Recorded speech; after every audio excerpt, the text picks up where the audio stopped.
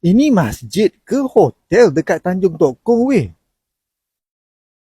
Inilah Masjid Habib yang terletak di Tanjung Tok Kong. Masjid ini bernilai RM30 juta weh dan ianya dibiayai oleh keluarga kumpulan Habib. Korang mesti tahu Habib apa yang aku maksudkan.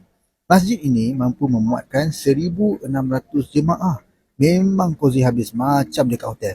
Siap ada taman lagi. Yang penting masjid ni mesra OKU. Sangat bersih dan wangi. Masjid Habib bertambah unik apabila reka bentuknya bertemakan intan dan permata serta pengaruh warisan Jawi peranakan. Beruntunglah siapa yang duduk berdekatan dengan masjid ni kan. Boleh jalan kaki je. Yang jalan-jalan dekat mall sebelah tu pun boleh solat dekat sini.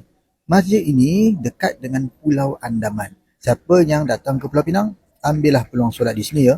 Repost dan share video ni supaya lebih ramai tahu tentang kewujudan masjid ni. Dan kalau korang ada info tambahan tentang masjid ini, tolong tuliskan di ruangan komen.